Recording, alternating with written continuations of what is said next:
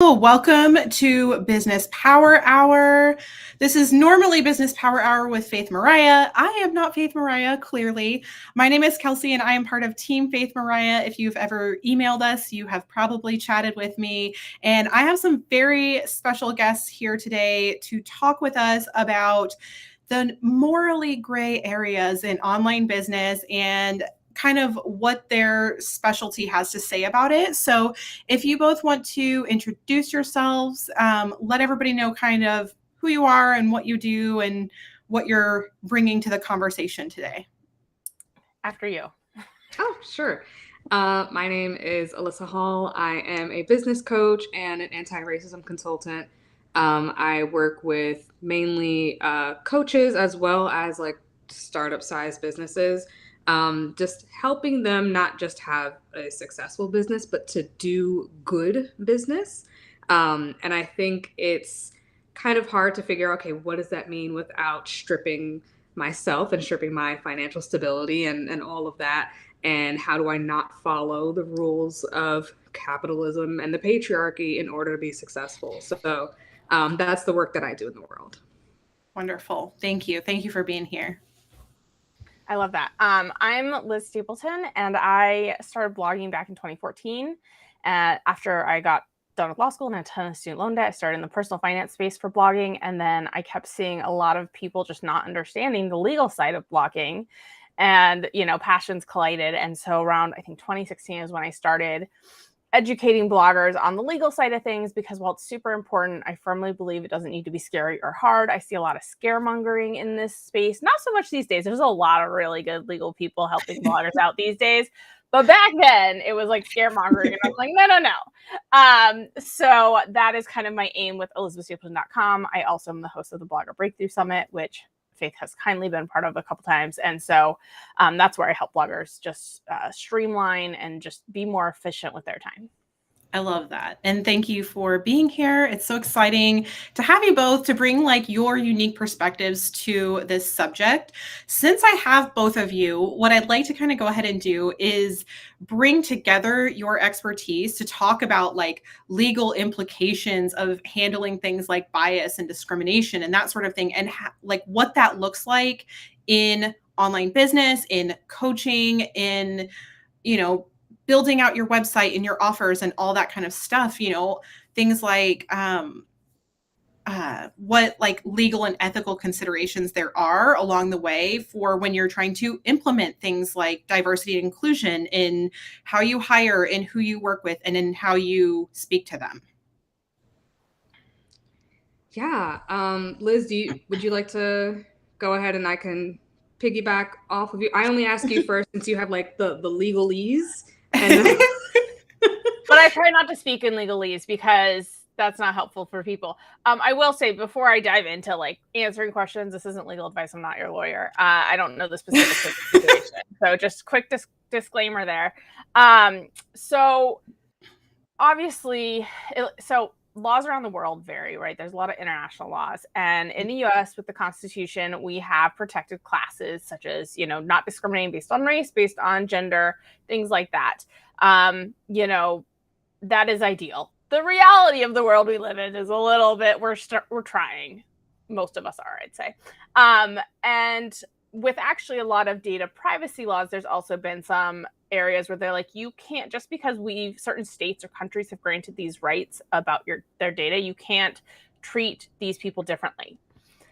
So that's coming into play a lot more these days as well, because when GDPR came out back in 2018, people were like, oh, I'll just block my EU traffic. And like, you can't really do that with a lot of things now. So similar vein, very different impact. But,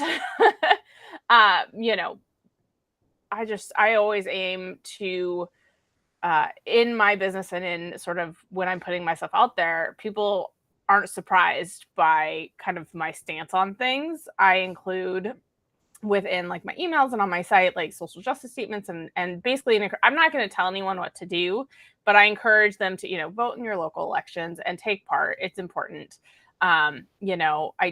In the online business, I think it's probably a little bit easier to, you don't necessarily sue who's buying from you, or you don't necessarily, so you don't know what they look like. You don't know what they identify gender wise. So in that regard, you're maybe not proactively being non-inclusive, I guess, but there are certainly steps you could take, which I'm sure you can share about actually being proactively inclusive. Yeah, and that's exactly why I asked you to go first, because I feel like that's like a really good foundation to have this conversation on, of just like, let's be clear about what is even okay, what is actually legal, and what is just not. And then like jumping from that, like understanding too how our internal biases then affect the decisions that we're making, right? So if we're thinking about the piece that Liz brought up of like treating people differently or like actively discriminating and all of that, as you mentioned, a lot of us are really already just in life trying to not do that, and we are really active in that sense. And then the step further in that is also, okay, how is it that these thoughts that I already have, or just this belief that I have about something, how is it affecting the type of clients that I am thinking are good clients? How is it affecting the way that I'm talking about my program? How does it affect a lot of these things? How is it even affecting how I'm showing up on sales calls, right? Like, I have a very quick example, but I remember speaking to a coach one time, and they were talking about how they had a sales call. Their work was I think like something science related, like sleep coaching. I don't remember. Point is, they got on a consult with a potential client, and the client was just telling them their problem, blah, blah, blah. And they said the word ain't, like, I ain't something, something, something. And it distracted the coach so much that they were just like, oh my gosh, I'm getting all these people that aren't smart enough or aren't like, y'all know. And I'm just like, that is number one, affecting your dollars, but also you're not realizing how that's going to affect the people that you could potentially bring into your program. But you've told yourself that if a person is using AAVE, African American Vernacular English, that they're not educated, when in reality they may just be comfortable talking to you, so they're not code switching in front of you. But those are just some of the things that come out with the question that you asked. Wonderful. Yes. And something that kind of came up as you both were talking that I think is a very big talking point in the online space. And it's something that I've seen some discussion around, but never actually having this particular group of experts to be able to talk about it. Let's talk about payment plans. Can we talk about payment plans? I know a lot of people use them to help make their stuff more accessible. Sometimes they are done well, sometimes they're not. Sometimes I'm sure they are done in ways that are not entirely legal. So would we like to address that?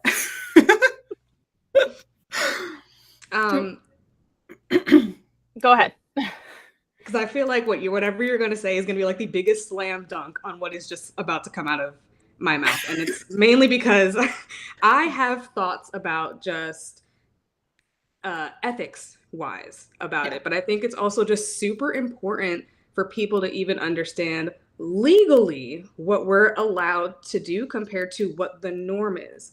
And I say that because it's just so normal, especially in the coaching industry, for it to be like an added 20% on top of a payment plan. And it's just like, well, because the person is risky, or because of added fees, which I still don't understand what the added fees are.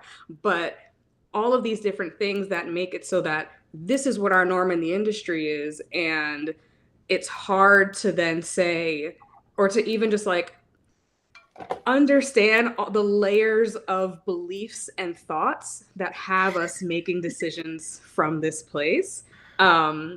So I go on and on about payment plans because I feel like the sidebar about it is that there's just this fear underneath it. That's really what the core of all of this is, of just like, if I don't have a payment plan in this particular way, then I'm not going to be able to pay rent. And it's like, we don't have to go from 0 to 100 at all. But since this is just the norm and how we talk about things, that's what's causing us to make these decisions. So this is just from like the ethical side, but I'm so excited, Liz, to hear what you have to say. I mean, so it's your business. You can kind of sell to a certain extent how you like. You need to make sure you have the proper terms and conditions in place that spell out, if you don't complete the payment plan, you lose access, things like that.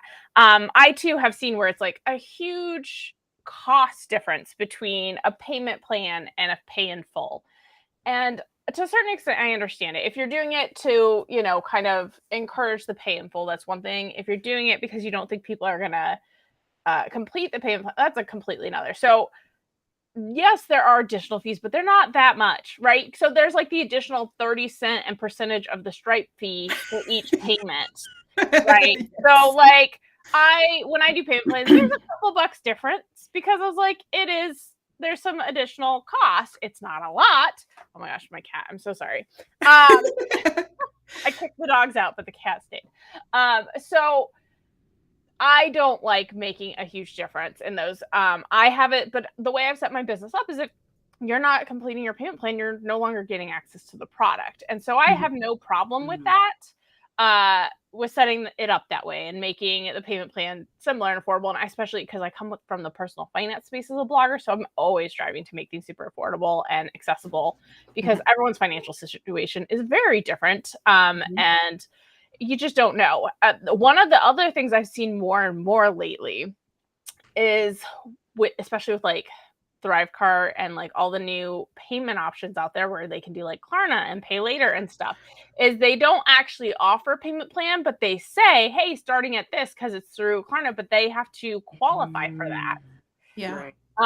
And so, and like, there's so much like economic disparity in terms of, just being, some people, their parents set them up with a credit card in their name when they're 16 so they can build a credit score, and others aren't that fortunate, So I see that as being somewhat discriminatory in a sense because you're not being aware of, hey, they might be able to fully afford that payment plan, but because of like how, what sort of benefits they had growing up and what sort of privilege they've experienced, they may not be able to use that tool. And those tools are also, it's not like a monthly payment plan. Sometimes it's like every 2 weeks or it's, and so I don't really see that as actually offering a payment plan for accessibility. Like I wouldn't position it that way. It kind of annoys me a little bit when people do that. It's not illegal or anything. I just think it's a little shady.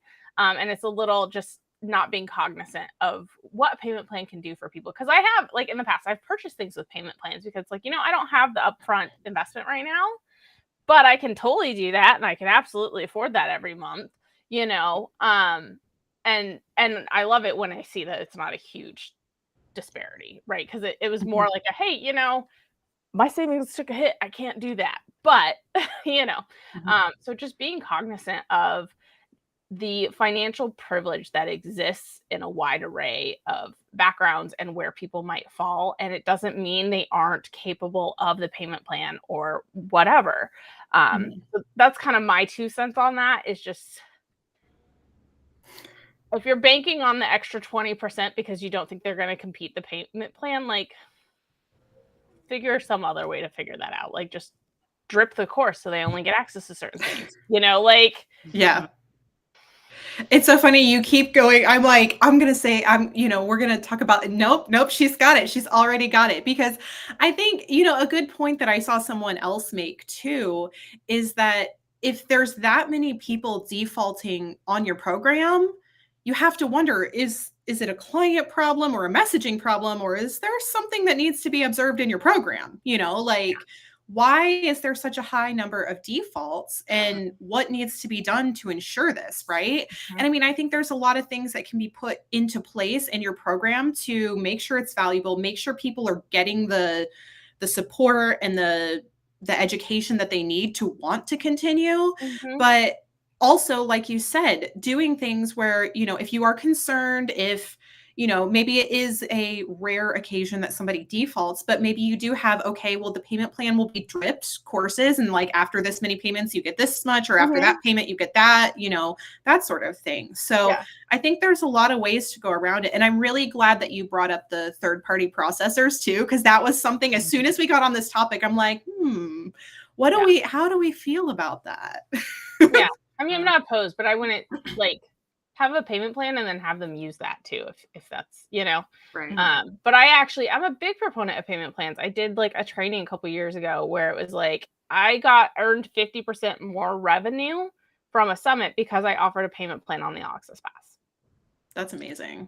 Right. Yeah. Like, had I not done that, Mm-hmm. that's a ton of revenue. Yeah. It's because people especially money's tight these days. It's hard to pull up, that, but a payment plan that's affordable, like. Yeah, I think that's incredible. And thinking about these like financial aspects that do have legal implications, they do have ethical implications. I think it's really important to see kind of, okay, there's a lot of, like you said, Alyssa, a lot of industry standards that are maybe things that need to be otherwise observed, otherwise questioned and repositioned, for lack of better words. Yeah. And you saying that, there's this meme that makes its rounds every 6 months or so. And every time I see it, it makes me want to pull my hair out. Because I feel like I'm the only one on the other side, like screaming at the meme. But it's like, oh, $50,000 client says, okay, invoice sent. I know exactly what oh my gosh, that one drives me crazy. Oh, I cannot. I cannot. Yes. Do you want to go ahead and finish for those who have not seen it? But I know exactly what you're saying, and it does it. Oh, gets under my skin. Yes. And the second half is like $500 client, and they're asking like a bunch of quote unquote annoying questions. And every time I see it, everyone's like, yes, oh my God, blah, blah, blah, blah. And I'm just like, this is a marketing problem. This is not a client problem. Because oftentimes when we do like a lower cost, whatever it is, it's like, oh yeah, just buy this little course that's going to solve every one of your problems. And it's like, that's a y'all problem then. You should be marketing your $50,000 thing just as well as the $500 one. But we put more effort into marketing the $50,000 one. So then when that client comes in, they're the perfect ideal client in comparison to the low ticket thing that's trying to just grab every single Joe Schmo. And then you're annoyed that all the Joe Schmoes don't like this random thing that's supposed to solve all their problems or are made for a specific client. But because it's low ticket, you're thinking more about numbers. And so it's just like, one of the things I talk about a lot is like, what is the actual problem here compared to what we're being told the problem is in like the business norms? Yeah. Well, and I mean, to that point also, I feel like that has to have been put out by somebody who is in like the super high ticket space, for the simple fact that at some point there does seem to be almost a shift to where people are encouraged to invest without asking questions, right? People are encouraged, just trust me. Working with me is going to solve your problems. Just trust me. You shouldn't have any questions. Just, and I think that is kind of also the basis of that too, where it's like, what are people being told that they should consume, that they should pay for, that kind of thing, and just not have any questions about. Yes. And it's like, oh, and if you do have questions, then you're a problem. And even when we think about, like, I remember, I haven't heard this like rhetoric that much anymore, but it's something I've thought about more recently. When people used to complain about like clients who were like coach shopping, and they'd be on a consult with you, and then they'd be like, okay, well, I have a consult with someone else, so I'll let you know. And I'm just like, that's just an informed decision. They're making an informed decision on like, who do I feel like can best solve my problem? Especially with coaching, like I'm spending an hour a week maybe really talking to you about your deep stuff. Yeah, make sure that I'm the right person for you to feel comfortable to do that with. But Right. it's like, oh, well, they didn't just sign their life away in 3 seconds. Hmm. Then they're an annoying client or a bad potential client or what have you.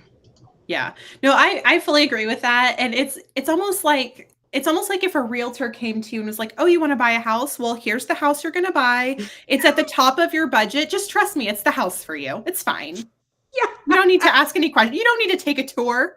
You don't need to go make sure it's got electricity. It's fine. This is the house I picked for you." Yeah, and don't look at any other houses either. Like Don't this no, is just the one. definitely. No, this is definitely the one. Welcome back, Liz. Are you here? I am. I'm so sorry. My mic, Oh, that's okay. the audio, I couldn't hear you. I apologize. Oh, that's okay. I was like, oh, we Browser. lost her. It's fine. We had a lovely talk about coaches who don't think that you should ask any questions before investing with them. Raise would your you hand wanna- if you invested with a coach and it was a waste of money. For those of you listening on the replay podcast, it was all three of us. We have all three. What is it? Raise your hand if you've been a victim of the Regina Mean George. Girls. Yes. Yes. Yes. Raise your hand if you've been Regina Georged by a coach. Yeah. So that to say, when it comes to something like coaching or making those big investments, what are some of the things, Liz, do you feel like that coaches need to legally cover to ensure that people are being protected on both sides of the transaction when they're, especially as you get into like high ticket or anything like that? Yeah, I think especially if you're doing like a one-on-one coaching as opposed to group coaching, which I think is a little bit different. Group coaching, you're probably going to be more using like terms and conditions, but I think one-on-one coaching, you should have a contract, right? The expectations of each party, spelling out like what they're going to do. And also like, hey, I can coach you, as much as you want, but if you don't take action, right? Like I can't, there's only so much coaching can do. So a contract, especially for one-on-one, I think is rather than just like the checkout with the terms, because then both sides are making a commitment to that relationship in terms of expectation. Like you're not going to be, expecting something from the coach that the coach isn't planning to do because it wasn't put in the contract. Like, exactly what you're getting that way. Mm-hmm. Mm-hmm. Yeah, I would agree with that. I just had a good one and it went away. I was just going to add to that with I think a lot of coaches, there's not a lot of coaches, but coaches that are in a particular mindset forget that coaching is a tool and a service. Mm-hmm. And, I am a service provider for online businesses and I have a contract, right? I have a contract that says, here is when you can get a hold of me. Here is how you can get a hold of me. Here is what I'm going to deliver to you. And here is how timely it's going to happen, right? And so I think when people forget, like, coaching is not just, oh, you're going to pay me money so that we can chit chat. Like we're going to actually, like, I'm providing a service of, helping you with this coaching tool that we use. And, we're going to work together so that you can get this result, but again, that contract, like you said, spells out both sides of that for people. Yeah. Cool. Anything else on that sort of thing? Payment plans. I feel like we covered payment plans pretty in depth. We had lots of feelings about that, as I do as well. I think the main thing to just like for anyone who's listening and has had that internal struggle is just see, is there any all or nothing thinking coming up? Like that's really what the core of a lot of it is. It's just fear running on the all or nothing thinking that causes us to feel like, okay, either I have a payment plan that is equitable, or I have one that has this upcharge, or I don't have payment plans at all. And that's the only way I'm going to be stable is if I do the other one. And it's just like, there's a myriad of options and ways to keep yourself safe and stable. And the big one is boundaries. Like Liz brought up an example of a boundary that can be put in. And I know a lot of times we have resistance to like putting on our grown-up pants and having to do that. And I say that with love because I have a hard time. I know we all enjoy our Mhm. business, but it is a business. Exactly. Yeah. Yeah. And I think too, like when you get into those situations where you do have to like pause and set a boundary, reiterate a boundary, that sort of thing, like take a step back and like let yourself regulate a little bit. You know, you can draft an email or a message and then, you know, step away from it and go redraft it, right? Make it. I have had to do that many of times. And I do think that it's very helpful in these situations where you're having to enforce boundaries, remind people of their contract terms, you know, deal with something that is a little uncomfortable because those kinds of things are going to come up in our businesses. Something that I wanted to kind of come back to just a little bit on the payment plans and like the third party payment plan, air quotes, processors is, you know, using that versus having your own payment plan and just like if somebody does on the very rare occasion default their payment plan and you just cut off access, it also prevents doing some kind of harm to that other person. Whereas when you go through these third party services, like they're going to collections if they default on that. And it's, you know, it can cause people harm. And I think that's kind of something else to look into when you're considering those options. Yeah. Kind of going back to that credit thing that, you know. Yeah, and I think it's I've had one like instance in my business where a client was like, listen, I am so sorry, I cannot pay this month and I value your work and blah blah, and like just very just deeply, right, you know. Yeah. And it ended up working out because I had the payment plan start a month before. It was a group coaching program, so it's like the payment plan started a month before. So I was like, hey, listen, you're good. We're just gonna pretend that was this month, and then you're just gonna pay an extra month, whatever. I say all that to say is that you can have conversations with a human being compared to Klarna doesn't want to hear none of that. No. They don't care. And if you go past whatever date, then that's it. It's on your credit report. And if you've already been struggling, even in the slightest sense, now that thing is going to be exponential compared to this could have been a conversation. Let's pause your services for a month, regroup, whatever. Yeah. It becomes the like worse your credit score is, the more expensive everything is. It's terrible, but that is the fact, right? If you have a lower credit score, you're paying higher interest. You know, and it's just the way it goes. It's the way our financial system's set up. And so it's a really big, you know, it like you said, if you're already like, it just makes it so much worse. I actually just had my sister, like she has automatic payment on her credit card. And for some reason, the credit card company screwed up and pulled from a bank account that she hasn't had in like 10 years. And so it didn't go through. And they legit just closed her card. Oh my goodness. Exactly. And now she's having to go through the process. And so like another one of her cards decreased her limit. She's having to go through the process of correcting her credit report. Like it's a whole nightmare. And it wasn't even her fault. Yeah. I went through something so similar and I forgot about it until I supported back to you. I really am. But it's terrible because they're just like, well, sorry, the process is already done. You can't do anything. This is on your credit report forever. And it's just like, are you hello? Yeah, like it's a pain. You have to take action to get that fixed. It's a whole thing. But I think knowing the ins and outs of whatever payment processing system you're using, right? Because sometimes their card just expired and they totally forgot. And that's way easier to deal with than if they're doing like Klarna, right? Like that's way easier. You can go in and be like, if you need to know, hey, here's how you can go update your card. Right. This is all, and they're like, oh my gosh, 9 times out, they're like, oh my God, I just didn't realize. Because who pays attention to their credit card expiration dates? I don't. Unless you email me being like, this card's expired. Like, I don't remember to go update it. Yeah. Well, and go ahead. No, I was just like, you know, being able to do that and being able to, like I said, have the conversations, be a human, and doing that, and like especially like my, checkout, I can pause a subscription if need be, right? Like things like that. Yeah.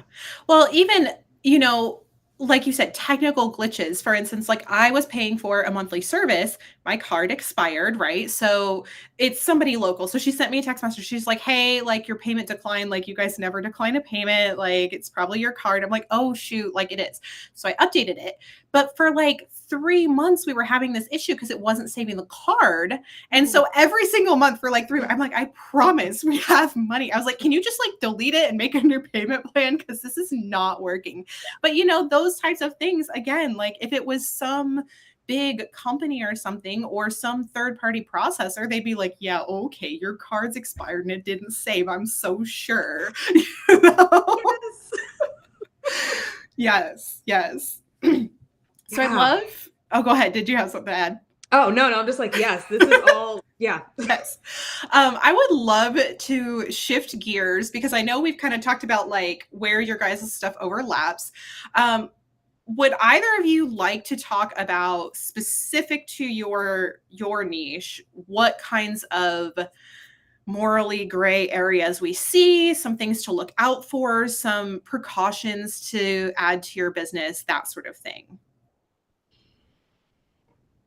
Who wants to go first? I think she should go first.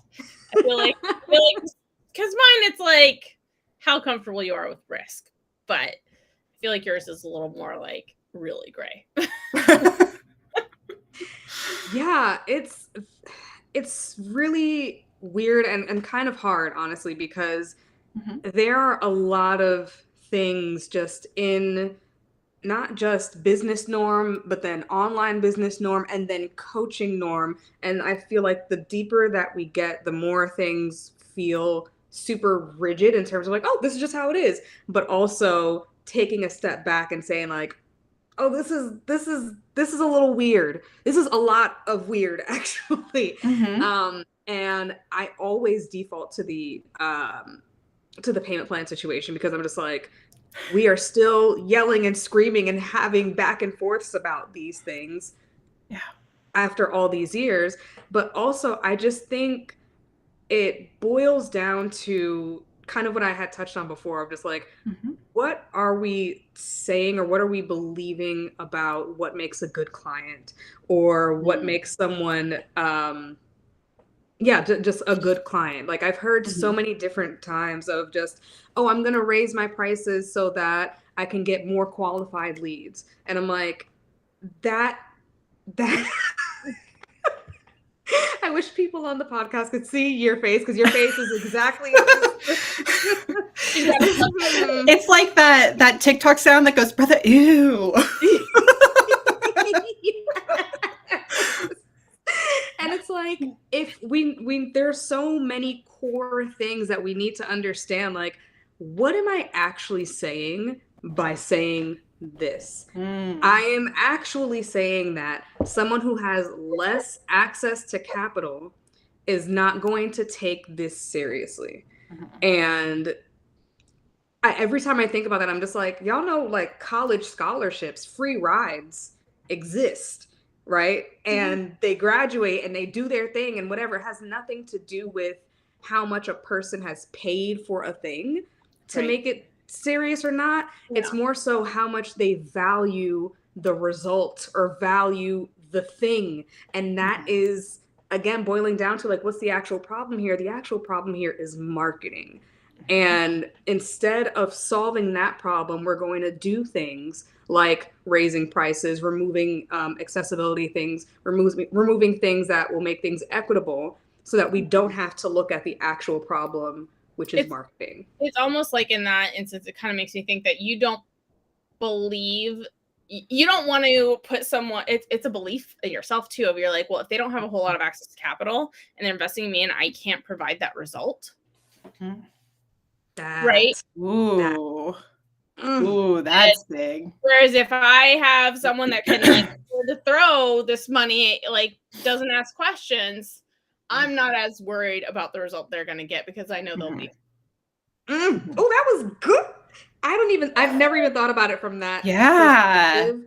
But you're right. There is Yeah. a little bit of that in there of just like, now I'm on the really hook. have to deliver, and Yeah. how secure am I in myself to be able to do that?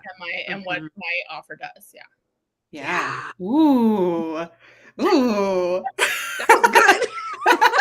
There is like as much like I'm not a super woo person, but there's so much mindset that goes into your success. You have to Yep. believe in your offers in order to properly market them, to get the people you want, to get them to make sure they get the results they need.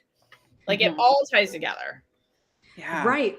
And if we were so like strong in our belief of everything that we bring, then we wouldn't be so deeply afraid of a lot of these things. Like, even I have seen like sketchy refund things in regards to programs.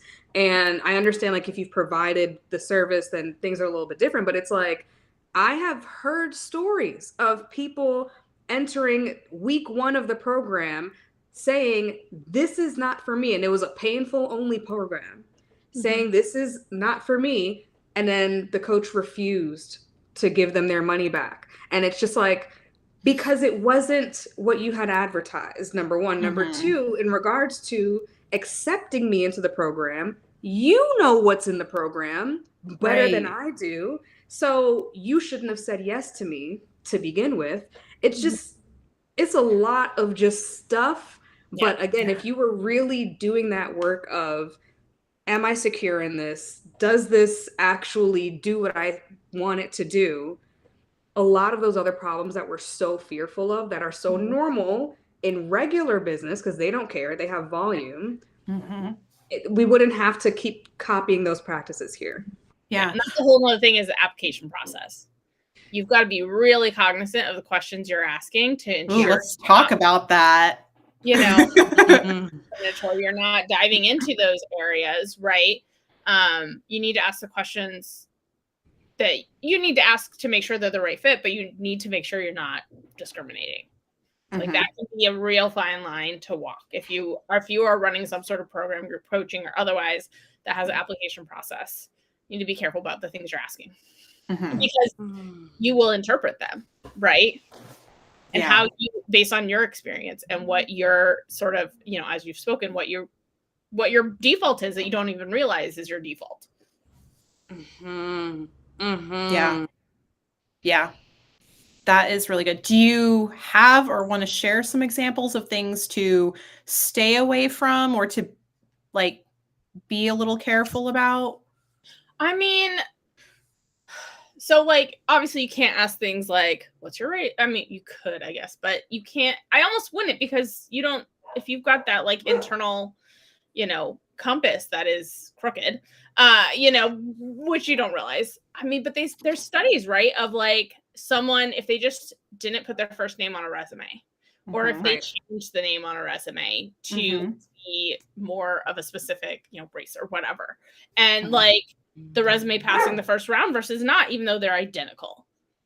Like there's, you have to really be deep and cognizant of what am I interpreting when I see something, when I see a name, when I see a location, when I see, you know, if you have like an address and you're familiar with that zip code and you're like, well, that place isn't the night, you know, like there's like I said, these are gray areas, right? You need to just be really cognizant. You have to be very proactive.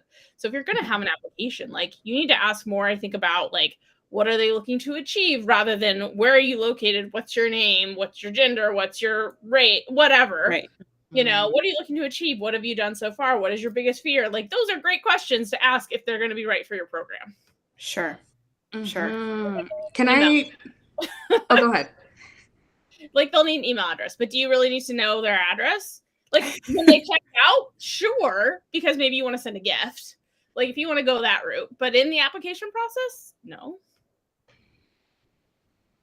Yeah. And really, in that case, most of the time, like, unless you're sending a physical gift, just knowing their time zone is probably fine. Yeah. If it's calls, asking time zone, that's probably a good call. That's fantastic. What were you going to add, Alyssa? No, I'm like you're mentioning something that just didn't even hit me until right now of the understanding how your biases may have you interpret something on an application. And I think another question that makes sense, I guess, for like for business coaches to ask, like, how much have you made this year, last year, what have you, to make sure that they're in whatever place that you can work with people. Mhm. But I also wonder, like, how that can affect the way that you are looking at the application, right? If they make a certain amount and it's a high amount, are you more willing to accept them and not do the cognitive thinking of, are they actually a good applicant? Will that Yeah. come up for you? Or even if they make too low, are you then looking at that of just like, oh, I want to help them, I want to save them, and again, still not looking at the application of And like, it could be the person Yes. who made a ton, their profit yeah, was like 1%. And the person Yeah. that didn't make much had like a 90% profit. Yeah. Right? Like, how much did you mhm, pay yourself might be a better question. yeah, That's really true. yeah. Oh, so many good points. I love that. Thank you guys so much. I know that you guys both submitted some freebies, some things for our guests to get more familiar with you and your work.